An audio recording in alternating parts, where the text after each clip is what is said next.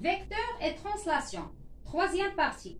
غادي نخلي لكم la première et la deuxième partie description. بالنسبة للحصة ديال اليوم غادي نشرح لكم la translation. La translation هي الإزاحة. غادي نعطيكم واحد المثال. AB est un vecteur non nul. AB هي متجهة غير منعدمة، يعني A و B ما مطابقينش. إذا شوفوا معايا الرسم. Et M un point du plan. عندنا M واحد النقطة من المستوى. إذا غناخد مثلا هنا النقطة M. Imprime l'image de M par la translation qui transforme A en B. إذا imprime هي l'image صورة M بالنسبة للإزاحة التي تحول A إلى B. إذا بالنسبة للإزاحة راه بحال شي حاجة اللي هزات لينا A من هذا المكان وحطاتها لينا في المكان ديال B. كذلك غتجي غتهز لينا M من هذه النقطة ثم غتحطها في المكان ديال امبريم.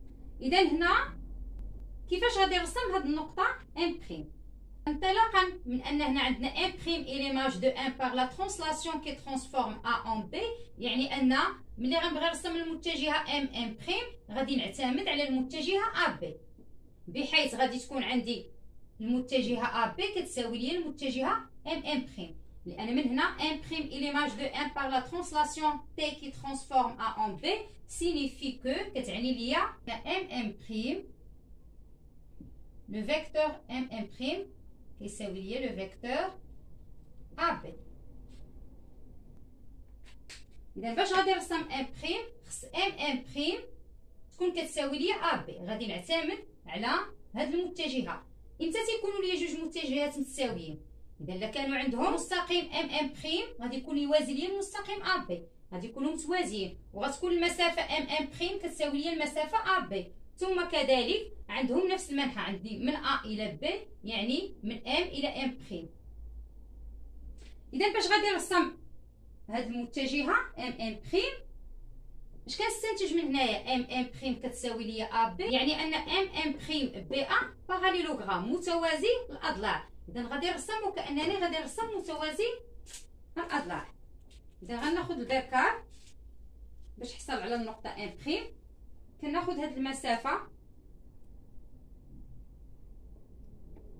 ثم كنوضع هنايا هاد النقطة الإبرة في M وتندير واحد القوس ثم عاوتاني تنجي هنا تنحط الإبرة تندير قوس. هاد النقطة اللي حصلت عليها هي النقطة imprime. إذا رسمت المتجهة M imprime donc imprime est l'image de M par la translation T qui transforme A en B. imprime هي صورة M بالنسبة للإزاحة T التي تحول A إلى B. الآن غادي ندوزو l'exercice d'application باش تفهمو أكثر. ABCD est un parallélogramme soit T la translation qui transforme A en C. Premièrement, construire E et F les images respectives de D et B par la translation T. Deuxièmement, montrer que DEFB est un parallélogramme. إذا أول شيء عندنا ABCD est un parallélogramme.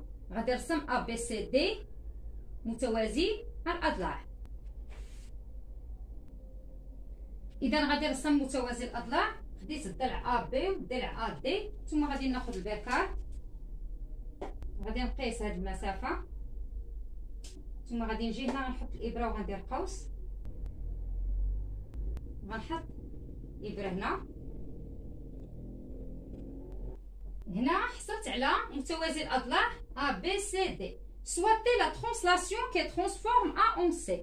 نعتبر الإزاحة T qui transforme التي تحول A إلى C.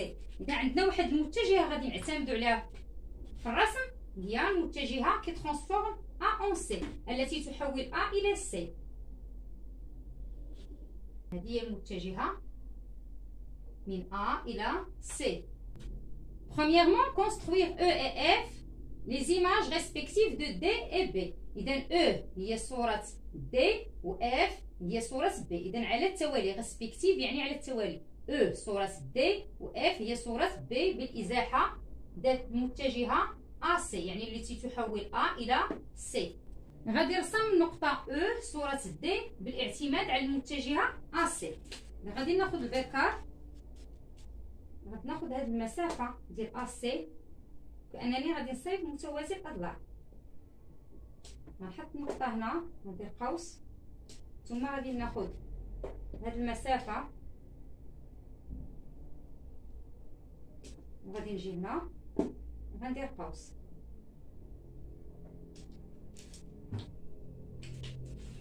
هاد النقطه اللي حصلت عليها هي النقطه او، هي صوره دي بالنسبه ل اسي. رسمت المتجهه دي او، متجهه دي او والمتجهه اسي كيكونوا متساويين لان او هي صوره دي بالنسبه ل اسي. الان غادي نرسموا الصوره ديال l'image de B par la translation qui transforme A en C. غادي نرسموا صورة النقطة B اللي هي F بالاعتماد على المتجهة AC. بنفس الطريقة غناخذوا البركار ثم غادي نقيسوا هذه المسافة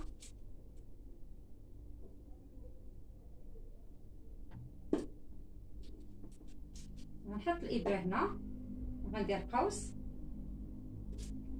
ثم غادي نقيس المسافة ا بي كأنني غنرسم متوازي الأضلاع. غنحط هنا وغندير قوس. هاد النقطة اللي حصلت عليها هي النقطة اف، هي صورة بي بالإزاحة التي تحول ا إلى سي. الآن رسمت الفيكتور بي اف، المتجهة بي اف بالاعتماد على ا سي. لاحظوا بي اف راه كتساوي ا سي، راه عندهم نفس المنحى من A إلى C، من B إلى F، نفس المنحى. كذلك إلا درنا القياس ديال هذا حسبناه غنلقاو هو نفس القياس، وكذلك لا ميم ديريكسيون نفس الاتجاه. هذا المستقيم راه تيوازي هذا المستقيم. دوزيام كيسيون، مونطري كو DEFB est un parallélogramme. إذا غادي نبينو DEFB est un parallélogramme اللي مرسوم باللون الاحمر، غنبينوه بانه متوازي الاضلاع. اذا انتبهوا معايا، غادي نبين لكم طريقه البرهان. كناخذ البرهان من المعطيات. اذا في الاول on a E et l'image de D par la translation qui transforme A en C. اذا عندكم في المعطيات غادي نكتبها هي الاولى. On a E et l'image de D par la translation qui transforme A en C. E هي صوره D بالازاحه التي تحول A إلى C. شنو تتعني لينا هنايا؟ تتعني بأن DE كتساوي ليا AC. هذه هي النتيجة الأولى اللي حصلت عليها، ومن بعد غادي نكمل البرهان. من المعطيات كذلك on a F et l'image de B par la translation qui transforme A en C. إذا غادي نكتبها.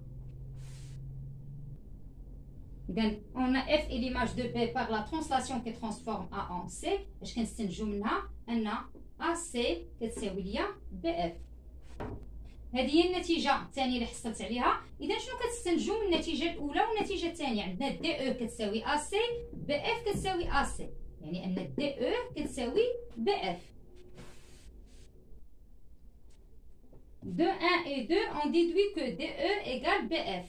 شنو كنستنتجوا من هنايا؟ ملي تكون عندنا متجهة تتساوي لنا متجهة، يعني كما شرحت لكم في لي فيديو اللي قبل كنستنتج ان DEFB النقطة الأخرى عاد هذه DEFB est un parallélogramme متوازي الأضلاع. DEFB est un parallélogramme. Donc DEFB est un parallélogramme. DEFB متوازي الأضلاع. كنتمنى تكونوا فهمتوا الدرس ديال الفيكتور et translation.